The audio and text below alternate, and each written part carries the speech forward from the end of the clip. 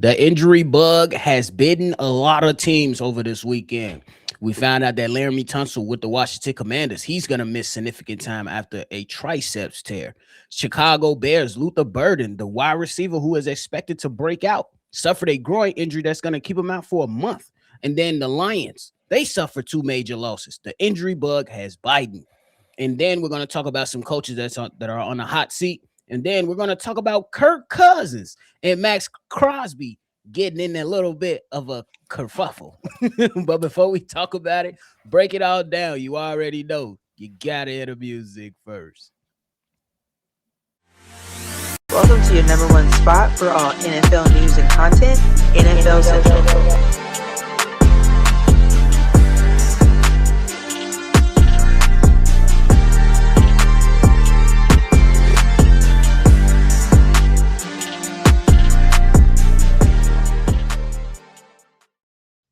What's going on, football fans, and welcome back into another episode of NFL Central, your number one spot for everything NFL. I'm your host here, Bobby, joined by Steve-O. So if y'all tuned in, love what you're listening to, make sure you go ahead and support the channel the easiest way possible by hitting that like button and subscribing to the channel. We on our road to 1K, and we almost there. Don't freeload. Steve-O, what's the word? What's the word? Hey, injury bug. It's two words, but injury bug is the word that we got to talk about. We got to talk about the Washington Commanders, man. First, these guys, they're trying to have a bounce back season with the Washington Commanders. You know what I'm saying? After last year, Jaden Daniels only played in about 70 games, I believe. And now this is a team that overhauled pretty much their coaching staff over the offseason. And now they're trying to get back to where they were during Jaden Daniels' rookie season. And now they're suffering a major loss to their really good left tackle in Laramie Tunsil, and he will undergo tricep surgery. Steve-O, how is the loss of Laramie Tunsil going to impact the Commanders? Huge, because their biggest talking point was keeping their quarterback untouched, and he was the biggest part of that. When you lose an all-pro left tackle in Laramie Tunsil, who's been consistent since the day he got drafted in Houston and since they get traded for him, which was a good trade, he's been everything. They paid him. He's done everything. For the most part, he's been significantly healthy throughout his whole entire years as playing football. I think he's going into like year 10 or 11 this year. So he's up there. But it sucks but it's not the most devastating injury. He should return in the season at some point. But just starting off your season, you don't want your star left tackle going out, especially in a year where you're making the demands that your quarterback is going to play different and we're going to keep him off his back. And your league leader on the offensive line is out. It's going to be difficult, especially when it's a significant drop off on the next people that's going to have to take his spot in Braden and Junior over there. Yeah, man, it's definitely a huge loss to the Washington Commanders. You definitely don't want to lose offensive linemen because we already know that they offensive linemen are a premium in this league because you just can't say, yeah, we're gonna pick up some guy off the street and they're gonna come in and do, you know what I'm saying, what the guys that were already keyed in as starters could possibly do. Can a guy come in and fill in for a couple games? Absolutely. But this is a long season that guys are going to have to go through. So for Laramie Tunsil and the Washington Commanders, this is a major, major blow. Obviously, you wish that, you know what I'm saying, you wish that the injury wasn't as significant as it is. But maybe there is a silver lining that it happened now versus happened in week 7 or week 10. And then he'll definitely be out for the remainder of the season. Yeah. But hopefully they can, you know what I'm saying, do some things. They saying that Brandon Campbell will come in and replace Laramie Tunsil, who has started 17 games across 2 seasons for the Washington Commanders. So we'll see if he could come in and fill that void. But this is a devastating loss to the Washington Commanders. Hey, we'll see what's to it, man. They still got to go out there and play football at the end of the day. In other news, Steve-O, we got Luther Burden of the Chicago Bears going down with a groin injury that is expected to sideline him for a month. So the expectation, at least right now, is that he'll be ready by the start of the season. Me personally, I think there will be a ramp-up period for him. But he is a young guy. And C-Dub always say young people, they kind of like mini Wolverines. They heal faster than what is expected. But how you feeling about the loss of Luther Burden for the Chicago Bears? It's something we definitely didn't want to hear, especially hearing how locked in and seeing how locked in he was coming into this training camp and OTAs. Like he just been locked in. He understand that he got a new position with DJ moving on to the Bills, so he know he got it's a spot for him to take over as number 1 or number 2 on the depth chart. And everything that he's been showing us on the field has shown us that he was ready and looking forward to taking that spot. And it's annoying that it's this type of injury because we all know a growing injury, depending on how bad you irritated, it could be a couple weeks, it could be a couple months, or quite frankly, it could be an all season thing. But like to see them, and like you said, hopefully because he's younger, and the timetables that they did show us, they said he's going to be out every single preseason game, which I completely agree with, because the best way to help a growing is just to sit your ass down and let it rest, and then you'll be ready. And they think he should be ready come game 1, and that's the best thing we expect. But yeah, something we didn't want to hear, especially with him kind of having a similar problem, not the same injury in training camp, but a similar time where he had to come in, and the time when he was supposed to be learning the offense, he was sitting out because he was hurt. I think the difference is he's learned the offense a little bit better now, and he could hit the ground more running like he did versus last year. So that's the only problem I have with you want these guys, year 2 guys, to come in and have another year of fully put participation into training camp. I agree with that 100%, bro. I think that is very, very important. Again, it comes back down to that silver lining again. So you rather it happen early during training camp, maybe not so, anything that's crazy significant for the sake of the Chicago Bears, because the Chicago Bears, let's keep it a buck, they got a target on their back now. Everybody, you got Liam Cohen take a shot at Ben Johnson, you got and Caleb Williams. And then you got the smoke within the division on how a lot of people felt Ben Johnson was moving and acted towards Matt LaFleur. And you can come out there in your first season, you win a division, and a lot of people have their expectations on the Chicago Bears, at least within the city, very, very high.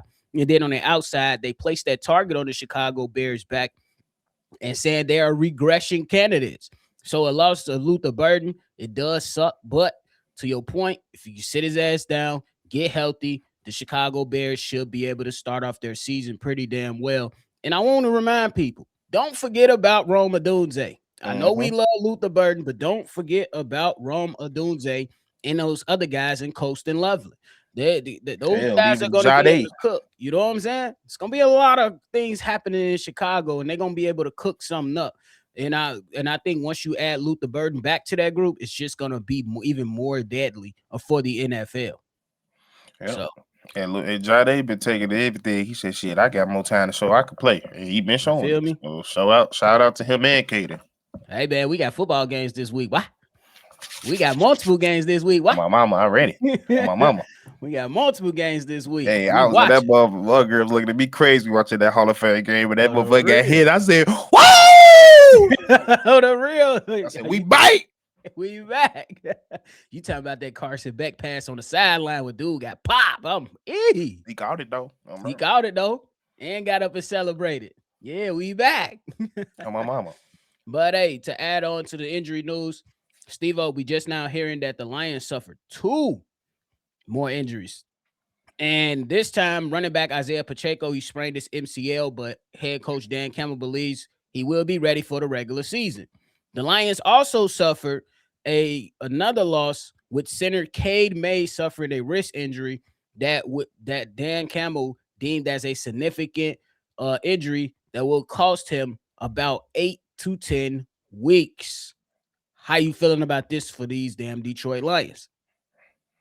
I don't know what y'all doing, but y'all need to go to the altar or something. Go pray. Go talk to Buddha. Do whatever you gotta do, because I don't know what's going on with y'all. Y'all taking hits after hits after hits. But the most concerning one is that offensive line one. With that being said, hearing significant time for any injury, wrist, leg, whatever it is, that's something you don't want to hear, especially with this offensive line that's not the best. Ton of changes that have happened over the last 2 years. Trades, retirements, people walking on.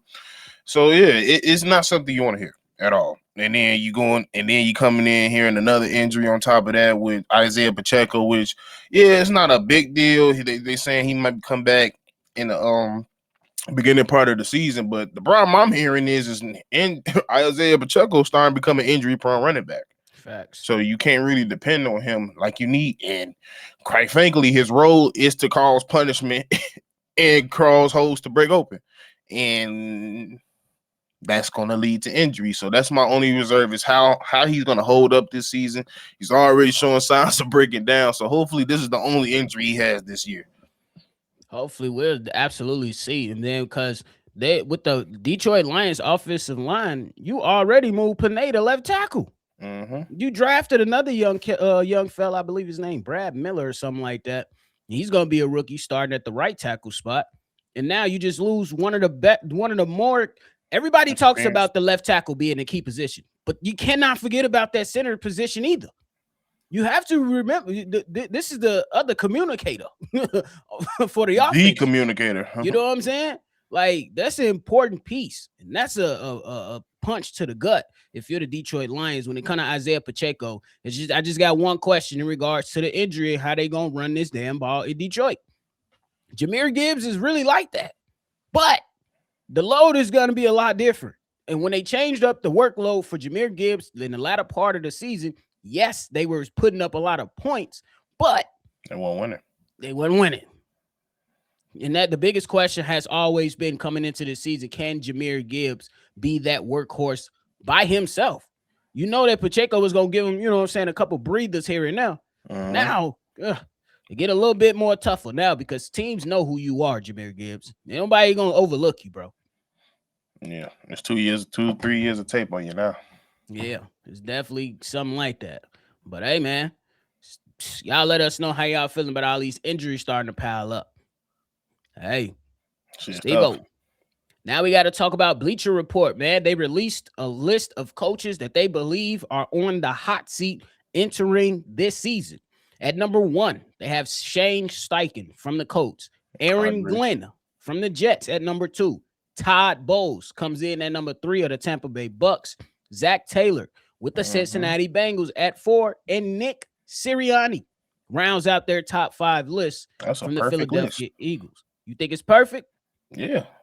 Because some of the lists that I will see in, like, I mean, worthy, yeah, they'll probably be looked at, but like something like that's the perfect list. Nick Sirianni definitely should be on that list because you still got talent, but on top of that, it's been years of turmoil and disagreements throughout that whole organization, and we know how Philly is. If you ain't winning, you're not lasting.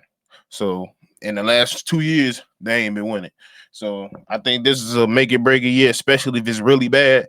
If it's a really bad year, I think Nick Sirianni is definitely gone. Aaron Glenn, every Jet coach is going to be on the hot seat because it's the Jets. It is what it is. Shane Steichen for sure. What this like year 3 with him, bro? He like year 4 or 5. Year 4 or 5. Like you finally out of the 5th, but your 4th year, you finally struck gold in your 4th year and had your best year as a head coach for the Colts.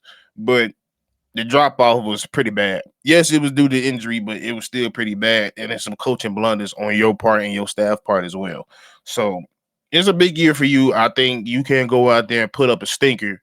And if you do, you possibly will lose your job.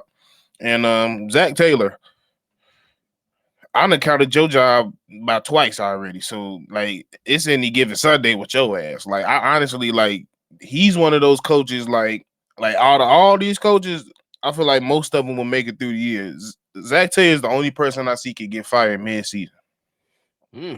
That's a tough one. But I like everything that you shared. Shane Steichen, we talked about it last week. You already pressed the panic button when you went out there and went and got the old man Phillip Rivers to come help the Colts. When you talk about Aaron Glenn, Steve-O, this is a man that didn't register a interception as a defensive play caller. What? Oh my God. Todd Bowles is definitely understandable because you're part of the reason Mike Evans didn't want to be a Buck for life. You're the reason. And you're in a division where you should control it every year. You should be the Dallas Cowboys of that division. Bro, And then Zach Taylor, bro, there's no way on God's great earth that you have a quarterback like Joe Burrow, even through all the injuries. You missed the playoffs 3 consecutive seasons. If you don't make the playoffs, Zach Taylor, your ass is grass. And mind you, he had more than what most people get. He had he had an all-world quarterback, 2 dragons, a wide receiver, a solid tight end, a run game at one point with Joe Mixon, and he still had Trey Hendrickson at one point and couldn't get it done. Crazy work. Because he's known for starting seasons off slow. Last year they did a little better, but prior to that, you were a little slow. Had a lot of people, talking heads and pundits, questioning what the hell you doing on the offseason. And then Nick Sirianni, Steve-O, I ain't gonna lie to you. I'm a bit reserved about this, but I do understand why he could be on the hot seat. It's Philly. They moved off Doug Peterson, who gave them a chip. Mm-hmm. They moved off Carson Wentz, and he was having an MVP season before he got hurt. Moved off Andy Reid. Andy Reid, gone. These people, Howie Roseman, he cold-blooded, bro. He cold-blooded. So I'm not mad at the list. But Steve, I want to add in a question. Got a question. If this was a top 10 list, would Matt LaFleur be on that list? Probably, yeah. You got to put him in that list because the whole 90% of the fan base wanted him gone. Probably 80% of the state wanted him go. Like, honestly, like majority of the people want him gone. Most football pundits and most people that know football understand how good he was, but he does have some blunders that is falling on his feet. Bro. So I can't sit here and say he's not in that conversation at all, but he wouldn't be in the top 5 for sure. But top 10, you could put him in that conversation. Yeah, if this was a top 10 head coaches list on this upcoming season, Matt LaFleur will absolutely be on that, Steve-O. Let's not forget the first place losses all them years with Aaron Rodgers. And you keep having, then with Jordan Love, you had another blunder versus the 49ers. Then 2 blunders with us. Then last year, you let the Chicago Bears come back 21-3. What? I don't know, Matt. You ain't in the top 5, but the top 10, you're there. You gotta be there. You gotta be there. But hey, unfortunately. But hey, before we get up out of here, Steve-O, over the weekend, things got a little spicy. Now, I'm one of the ones that say, bro, it's training camp. You tired of pushing on the same motherfuckers all day. We men. We're not trying to, even in basketball, you don't want to play the same team 7 times. So you mean to tell me I got to practice in this hot ass heat versus the same person every single day? Is hot as hell. I want to have my way. You want to have your way. Fights are bound to happen in training camp. If they not happening, you're going to sound like the Miami Dolphins of last year talking about they was just doing it too physical. Yeah. Kenneth Walker done fought his defense twice. You see Kenneth Walker throwing a football at his people. Bitch, you ain't going to throw it and tackle that motherfucker like a high school fight, folks. But according to reports over the weekend, Max Crosby and Kirk Cousins got in a fight and was benched out of practice. Both of them. Both of y'all sit your ass down. On the real, what? The Raiders put Max Crosby and Kirk Cousins in timeout. Steve-O, how you feeling about this, man? Hey. The reports was Max Crosby came off that edge, hit that motherfucker in his throwing arm, and we already know it's 2 things. Hitting the quarterback in practice is a no-no, and 2, definitely hitting the quarterback in his throwing arm in practice is a 2 no-nos. So obviously, especially with the injury history that Kirk Cousins has had throughout the years, hell yeah, you not gonna see it hit my old ass like that, and I ain't finna do something about it. So he got in his face, rightfully so, and they started jawing, and a little scuffle happened, and they broke that shit up. It is what it is. You got a motherfucker that's probably frustrated, don't even want to be there for real, but hey, he gonna play hard. If you gonna be a part of his team, he gonna play 100%, and he expect everybody else to be the same. On the real, boy, I just loved it. Me personally, I said, oh yeah, and y'all was benched. Y'all got put in timeout, but I love it. I love it, bro. You gotta sometimes when dudes taking it too far, you gotta go. You gotta set it, especially with a new coach. You gotta set an example. On the real, sit that shit down. Both of y'all gonna chill out. Both of y'all go chill out. Take a seat for sure. But it's definitely gonna be interesting to see this Raiders team, man. They made a lot of good signings over the offseason. Obviously, the plan is to sit Fernando Mendoza, so it's gonna be interesting to see how Don't did long he he start sits. praying in the middle of that whole stuff and just, Father God, just Let's stop bow this. our heads. Please let them stop fighting in Jesus' name. Oh, the real. It's gonna be interesting though. But hey, man, hey Steve-O, with other news before we get up out of here. Todd Monken pretty much said, Shador, I know you're supposed to have your day this weekend, but that day going to Deshaun Watson. He pulled a fast one on him. It's looking like Deshaun Watson might be that starter, bro. At this point, it's the GM. Gotta be. Ain't no way. Ain't no way. Y'all got something against this dude. Y'all clearly got something to do. He's outplaying Deshaun. That's what I'm hearing. The stats say it. We see the stats. With the stats is out there. He's outplaying Deshaun. The team is rallying behind Shador. Why y'all trying to force this issue? That's the problem. Shador need to smack a motherfucker. That's what his problem is. Now y'all got him fucked up. A Browns beat writer came out earlier today and he was talking about that it's the operation or the pre-snap stuff that's separating the two. I'm like, okay, cool. The motherfucker been in the league for 8 years, duh. And then you just changed the offense. That's a different language, duh. Like, yeah. That's a stupid ass. We getting back to that time when we got to break it down, Steve-O. That is so stupid. Obviously, if you just change this offense, you got a new OC. Don't they got a new OC and head coach? New OC, new everything. You got a new everything. Duh. You got a motherfucker that was a former MVP candidate. Duh. He's been in the league. The language is gonna come to him a little bit more easier than the motherfucker that was in the year two. But regardless of the pre-snap, he dotting niggas. No, bro. I can't wait to see the preseason. I see why y'all fucking ass every year. Wasted talent, bro. Andrew Berry keep drafted. The last 2-3 drafts he was cooking. Excellent. On my mama. Been pretty good. Can't even lie. But y'all in this quarterback. They always shoot themselves in the foot, bro. Always shoot crazy. themselves in the foot. The Cleveland Browns, that is. Steve-O, their first matchup is this Saturday. They play the Chicago Bears at 1 p.m. All right. Let's rock. Tyson Bagent versus Shador. Let's get it. Should be a hell of a duel. Oh, the real. Let's go. But hey, man, you got anything left? Nah. All right, y'all. We appreciate y'all for tuning in to another episode. Before y'all get up out of here, make sure y'all go ahead and hit that like button and subscribe to the channel as we are on our road to 1K. And we bound to get that 80 days as long as y'all don't freeload. But hey, that is it from us, man. We appreciate y'all. Make sure you always love football. Y'all already know we're going to catch y'all on the next one for sure. Peace. This has been a presentation